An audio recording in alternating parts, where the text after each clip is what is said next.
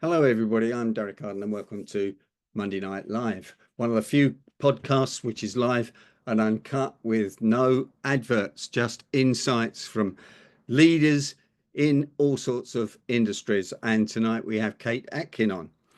Kate has just got her PhD. Congratulations, Kate, in the imposter phenomenon, not the imposter syndrome, as everybody seems to know it, but the imposter. I nearly said it the wrong way round, didn't I? But that's what Live and Uncut is all about, the imposter phenomenon. Having got an MSc in positive psychology, which is fantastic. And before that, Kate was a qualified banker. Kate, welcome to Monday Night Live. Tell us about a bit about your journey, getting the PhD, and now being Dr. Kate Atkin.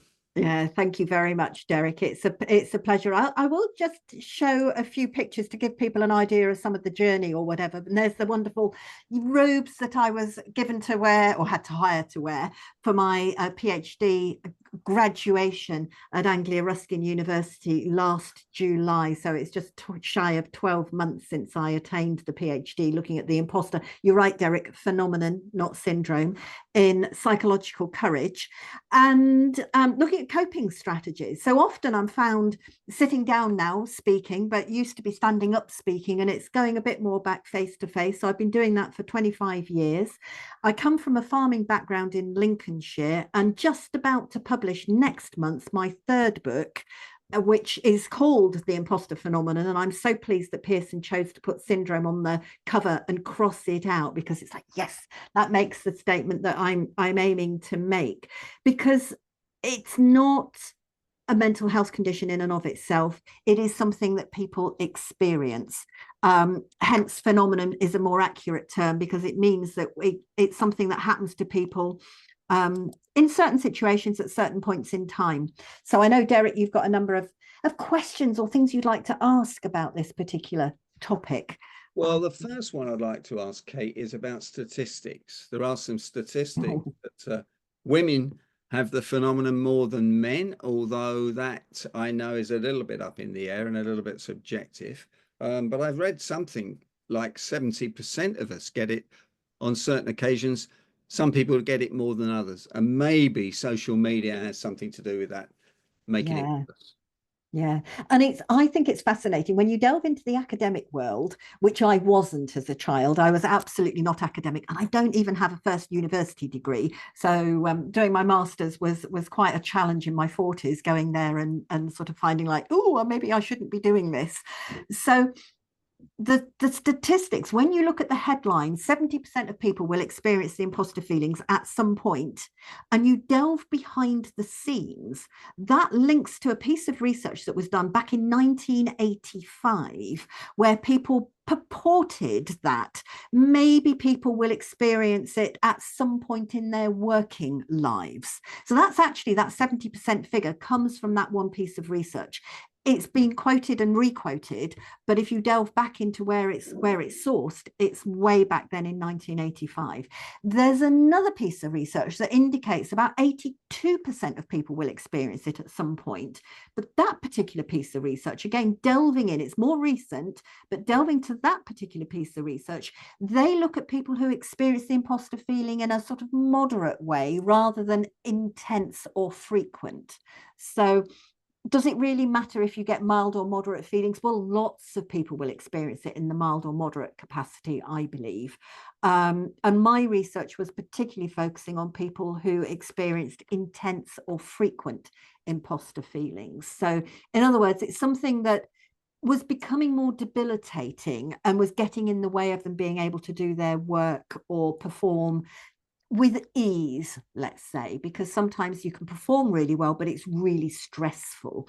So it's performing with ease. And I think everybody, as you said, Derek, maybe everybody will experience it to some small extent, but not extreme. And I think when we look at the imposter feelings, lots of people are saying, oh, everybody gets this, and they're talking everybody gets it as in extreme. That's not the case. The men and women thing is another interesting one, and you'll have to stop me from talking at some point, Derek. You know I can.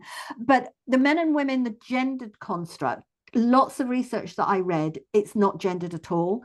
Lots of research that I read seemed to indicate it might be 48 to men, 52 to women, or the other way around even.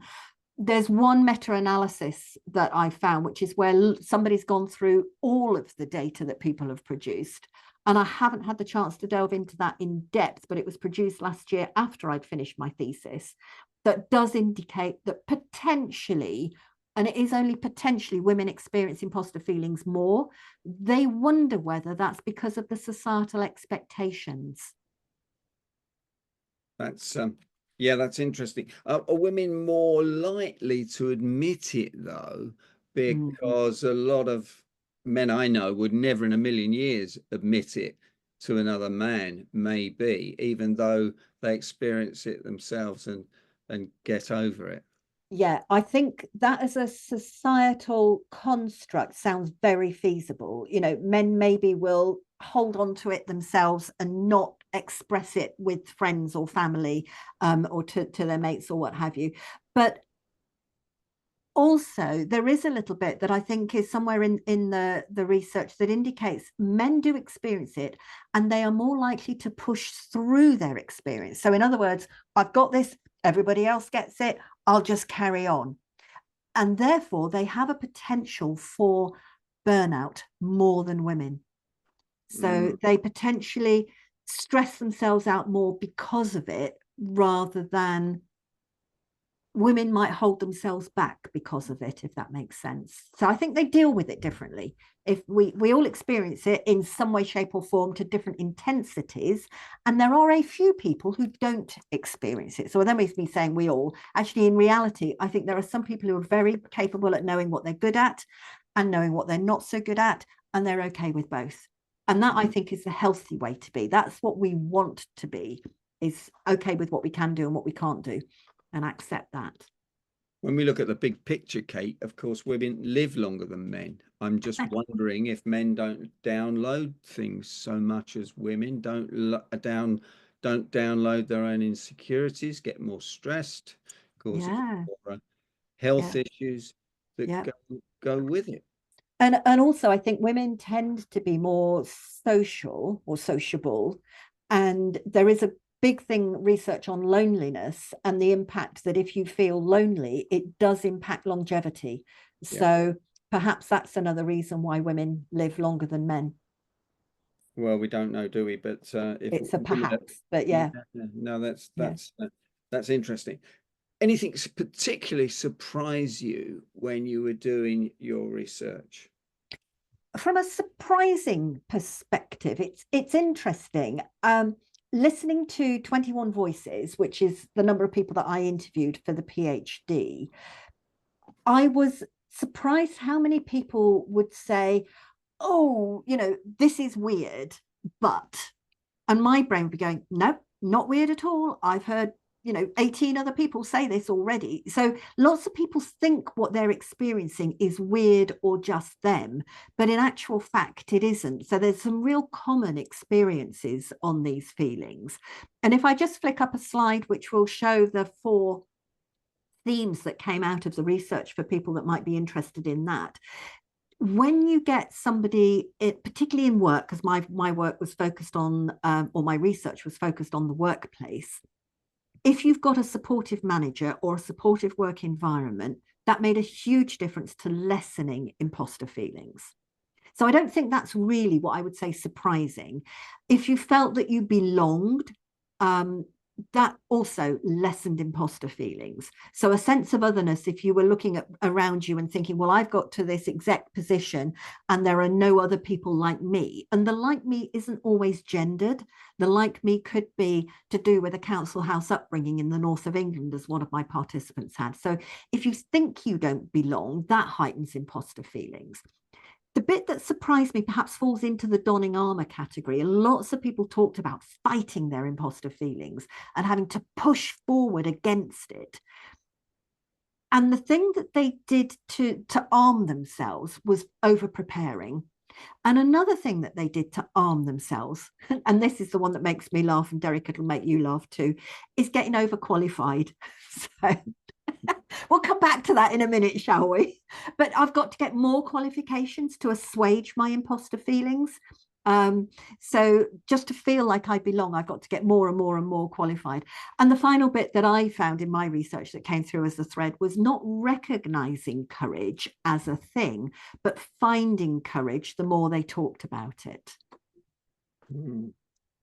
Well, clearly, Kate, we know when we've had you on before, you had a bit of the imposter phenomenon yourself, growing up. That's very interesting. What do you think about Instagram and 20, 21, 22-year-olds competing against themselves, heavily made up, takes hours to put the makeup on so they compete with each other? It does seem quite weird to me. Do you think that's insecurity? Whether you want to label it, whether it's insecurity, it can create anxiety, it can create certainly mental health issues for some people. For others, it can be a really great support. You can go there and find somebody else who's saying something that you find, actually, that's really useful. That's my tribe or my network. But I am a little bit behind the times, having just watched Adolescence and the Netflix program, which, if you haven't seen it, is a 4-part 1-hour series, so 4 1-hour sections of it's not a documentary, it's a docudrama, I would say. It's not based on real life, but the events seem so real, so feasible. And it's tragic, and it puts out what the impact of Instagram can have on some young individuals. So I think perhaps you and I, Derek, I've got an Instagram account. I don't really use it. We are less likely to be impacted by it because we haven't been brought up and involved in Instagram culture.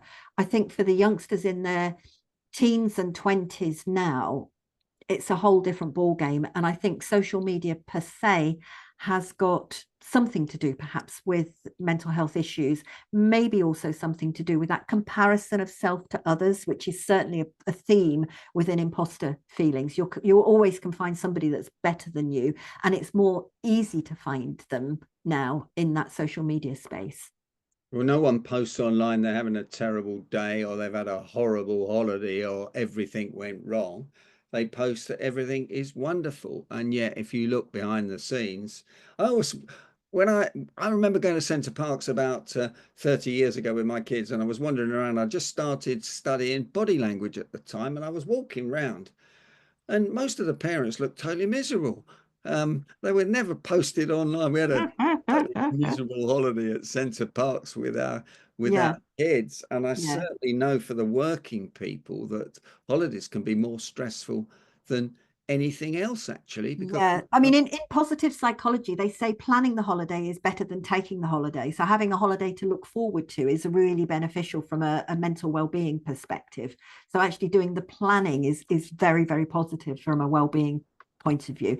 I think perhaps what we could do, Derek, is take a step back and look at doing a little bit of definition of what the imposter phenomenon is before we go forward again. And if you don't mind if I just do a quick overview of what that is. So those who haven't heard the term, or, we haven't really defined it as such. And lots of people muddle it with self-doubt. Lots of people muddle it with a little bit of anxiety that is very normal when you're doing something for the first, second, or third time. But the imposter phenomenon was first coined as a term phenomenon by Clance and Dimes back in 1978. Didn't get much attention, a little bit during the 1980s, fell off the radar in the 1990s from a research perspective. But in the last 10 years, it's really been interesting how much the research has grown in this area. And Clance and Dimes particularly use the term phenomenon because it's that occurrence at certain points in time, not a syndrome, but it's an intense feeling on the inside by somebody who's already got the external evidence that says you're very successful, says you're very capable, says you can do something, but they haven't internalized that success. So they still doubt themselves. They still think they're going to get found out. And there is this anxiety about making mistakes. If I mess up here, is this the time that they're going to realize all the rest was a fluke? And I've certainly experienced that in the past when I've been giving presentations, get some great feedback, and then go, oh, now I've got to live up to that next time. So it can be really quite anxiety inducing, but in and of itself isn't a diagnosable DSM definition. So the Diagnostic and Systems Manual for mental health conditions. So the reason I also want to do that bit of a definition is one of the issues that it causes from perhaps that anxiety in people when they're dealing with it. I mentioned donning armor as one of the themes a moment ago that came out in my research. One of those things was to overwork something. So to over prepare for a presentation, over prepare for a meeting. And that's where the high levels of stress and potential for burnout can come in. And one of my research participants, I mentioned this to you in our prep call, said to me, he said, I can prep for a 1 hour meeting. I could spend a day doing that. And he wanted to be what he termed unblindsidable. So any potential question that could be asked, he wanted to have prepped the answer already. If he found that he didn't have an answer prepped and there was a question asked, he felt that he didn't prepare enough. So would then prep more for the next meeting. So it's this intensity of overworking, overstressing yourself, where actually sometimes going with the flow makes you better rather than making it worse. We need to know that good enough is actually good enough. There's another question that's popped into the chat as well, Derek, that I think we'd just take a quick look at about women putting themselves forward until they deserve promotion. I'm not sure. Jill's asked it about the specific element of research to scientists. So I'm not sure, Jill, whether I'm aware of that particular piece of research in the forefront of my mind. It doesn't come and say, oh, yes, it's that particular one. But certainly, there's general research that if you are experiencing imposter feelings, it is what's termed in academic terminology a career inhibitor. So you are less likely to go for the promotion. I had one, it was a female participant, but she decided to demote herself because she didn't feel that she was qualified for the job that she was doing. So to get rid of the stress, she chose to demote herself and move to a job that was less stressful. Yeah, that's really interesting. But of course, we've all met people that don't prepare for meetings. I remember when I was chairing the Professional Speaking Association, Graham and I put a little note in the minutes to test whether the people had ever read the minutes. And of course, they hadn't, because we put a little joke in there. So there seems to be two schools of people, doesn't there? People like me and perhaps you who do really prepare for things, whether it's over prepare or not, I don't know. It doesn't no really. But there is, what's again coming back to the wonderful terminology that I now can spout a lot of academic terminology, but it's not always useful. But I think this one is, because preparation in itself is not a bad thing. So there's what's called adaptive preparation, and then there's maladaptive preparation. And so just preparing for something is a good thing, but doing it too much, and I think the individual is the only one that almost can judge where too much lies, but doing it too much, where it's causing too much stress, that's the problem. So Wow, I've written those down. Adductive and maladductive. It sounds like adaptive, I'll put it into the chat. Yeah, okay. I'm taking I'm being funny, really, Kate. A little bit. Sounds like mallard was a duck. Mallard ducks, yeah. Maladductive, yeah. The only P's I know is the 6 P's. Proper preparation prevents. Yes. The performance. Yes. Risky poor performance. Yes. Yes. Yeah. Yeah. No, absolutely. There's something else, and I know, Derek, we can take some of the chat comments later, but this one is an interesting point as well, about looking for faults and looking for weaknesses in others and failing to praise people. And we did talk about that praise and how we give feedback to others when we were prepping for this, didn't we? Well, I don't think there's enough praise given to people that do a good job in the UK. I don't know whether it's better in America. Tony can tell us later. You were saying the problem is that false praise is sometimes as bad as just not praising people. What was your take on that, Kate? I think false praise is really bad. I think people that just go great job and don't mean anything behind it. You know, some people say great job and do mean it, but I don't think that is really useful praise either. I think giving people, you know, oh, that was an awesome talk. It's not helpful, particularly somebody who has imposter feelings, because how do I know what awesome means? How do I know what to do next time? So, what is really useful then is to tell people why it's a great job, why it was an awesome talk, why what they did was particularly useful. So, I've also purported and sort of like, think about this. If you use the word, and I see X as one of your strengths, so I see your attention to detail as one of your strengths, if it's a useful thing, then that's great. One of the bits of feedback, and it is coming through in this, because I am keeping a little half an eye on the chat as well as listening to your questions, I promise, Derek. But people do tell me that when I'm presenting online, one of my strengths is my ability to weave what is in the chat into the conversation or the presentation. And when it's something like that that's very specific, you're going, okay, now I know that's what I'm good at, rather than it's great. So I think we need to be much more specific in the positive feedback that we give. We could do way better in giving more. I totally agree. And we could definitely do better in giving more quality positive feedback. Yeah, because we're talking about we, the exception, people that come on shows like this, who are the high achievers. The problem is generally people don't know how to give feedback at all. And they think it's done once a year at the appraisal out there in the big world, and they haven't had training on it. And that's why I call it feed forward, because how can you be even better than you were? I think it's very important. One question: when people give presentations, whether it's as a professional speaker, a presentation at a wedding, or whatever it is, which is takes a lot of preparation and a lot of angst. It's, some people say it's one of the most scary things they've ever done in their lives. They crave feedback. But I know professional speakers that go straight to the feedback form, look at the 2 negative comments out of the 100 positive ones, and get hung up on that. Is that the imposter phenomenon? Probably not imposter phenomenon per se. No, I think that's a natural human tendency. You know, the bad is stronger than good. That's a natural human tendency to look at the negative and to feel that more strongly than the positive feedback. But I also think there's something about where the feedback comes from and how specific it can be.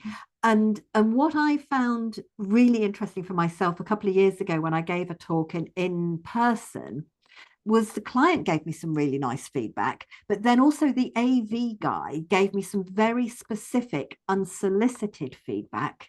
And that actually meant a lot more to me than the client's feedback, because he was so specific, and he sees, so my head goes, he sees a lot of people doing talks. So if he's giving me that specific feedback, then it means something. So I think it's about who's giving it to you and how much credence you give to that person who's giving you the feedback. Sure. We're nearly coming to the end of the recording. Wow. Kate, believe it or not. Do you believe the imposter feelings ever go away? Can we manage those out?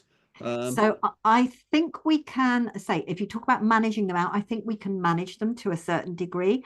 I think that they can come back up in certain situations. But if I can do a little bit of a plug, if I may, Derek, because there is the book that's coming out in July. And this is based on the explanations of what it is, but also very much based on my research, turning it into something much more readable on the coping strategies. So how do you deal with it? And there's quite a lot contained in the book on the coping strategies. And one of the particular ones that I will mention here before we come to a close is about internalizing the external evidence. So what we tend to do when somebody gives us the good feedback, even if it's specific, is go, yeah, but they're just saying that, they're just being nice, you know, being kind. It wasn't me, it was the team, you know, and we dismiss that and we don't allow ourselves to take it in on the inside. So one of the things that I recommend people do, and it is there detailed in the book, is to take a piece out of the improvisation techniques tool, and it's to yes and the positive feedback that you get instead of but it. So you yes and I learned this from that, or yes and I can see that's a common thread, or yes and that's now one of my strengths or one of my skills that I've developed. I think one of the things people should do when they get feedback is not negate it and just say thank you. That's the answer. Yeah, you do. The Just thing with say saying thank you, lots of people say thank you out loud and then but it in their heads. No, that's it. Do medical people give people confidence drugs for this, or is it to do with other I hope things? not. Well, it depends how they read the stress. If you Yeah, a yeah. 5-minute appointment. I'm really against medicalizing the imposter phenomenon. And this is a very personal view. I know there are some people that would say we need it, but I am not looking for it to be pathologized. There are one or two people that are saying, actually, we should have it in the DSM. I personally don't think we should. So I would hope that people don't diagnose people with it. I think we can look and see whether or not we experience it at certain points, but I don't use the term suffer from. I use the term experience. I think as individuals, there's something that we can each do about it. But I also think that the societal context, and you mentioned social media earlier, I think the environment, whether that is society, whether it's the work environment, or whether it's social media, that external environment can have a role to play in how we maybe as individuals feel about ourselves and whether or not we are experiencing imposter feelings. And it can be the regular media as well, which seems to get more and more negative as we go into 2025. There's a lot of terrible things going on, but it certainly seems to be more and more negative. Kate, will you come back and talk about positive psychology? Because I'm passionate about it. Everyone on here is very positive indeed, but out there's a lot of people that could do with our help on how they handle themselves, how they get some positivity, how they get more serotonin or dopamine, whatever's appropriate. I'd like to understand that better as well. Yeah, it's an interesting point because positive psychology is not just thinking positive thoughts. There's a lot more to it than that. And sometimes thinking positive thoughts does not help people either. So yeah, I'd be happy to talk to you about why sometimes. Well, I'm going to book you to come back and I'm going to argue with you about that point. Now, finally, congratulations on the book. When does the book come out and how do we get a copy of it? So it comes out on the 21st of July. And it is available as a pre-order online at the moment. And it will officially be published, as I say, 21st of July. So yeah, all good online retailers. I've just put an Amazon link into the chat if anybody wanted to buy from that particular one. But there are many more places you can go. I am definitely not promoting that one as the sole provider for it. Now you're going to have a book tour, aren't you? How do we to see you on the book tour? Because I'd love to come. Yeah, so I will be doing one in person in London on the 3rd of September, another in Cambridge on the 28th of October. Both of those will be early evening events, so about 5:30, 6 o'clock. And by all means, message me. And that's a very simple Kate Atkin. I shall look down and type at the same time.com. So you can message me and I can pop you onto my email list, which means then you will get details of that book events when they're up. I'll also be doing an online one in November. Date's not quite set yet. So for those who can't make London or Cambridge in person, I'll be doing an online one later in the year too. And I hope Pearson are making a contribution to the book launch and you're not funding it all yourself. they wouldn't for me and they wouldn't for Will Kintich. Yeah, should I say no comment at the moment? Okay. Well, I'm sorry to hear that. That's three of us then in that case. Kate Atkin, thanks for joining Monday Night Live. My pleasure. Kate, one last tip for anyone watching this online. Oh, yes. Please. Okay. Last tip. I will do this one, and this would be to compare yourself to yourself, not to other people. So often we are thinking about and comparing ourselves to others. We can always find somebody who's better than us in whatever field we choose to look. But if you start to compare yourself to yourself, what I mean is look back a month, look back 12 months, look back, of more than 2-3 years. Just think about how much you've grown, how much you've developed, and the knowledge, skills, and abilities that you've grown into, and then update that view of yourself to the present you. Fantastic. Great advice. Can I ask members of Monday Night Live to give Kate the usual round of applause? Kate Atkin, thanks for joining us. Dr. Kate Atkin, I do apologise. I've known you as Kate for a long time. Many congratulations. Thanks for joining us. And we'll see you again in the autumn to talk about positive psychology. Been a pleasure, Derek. Thank you.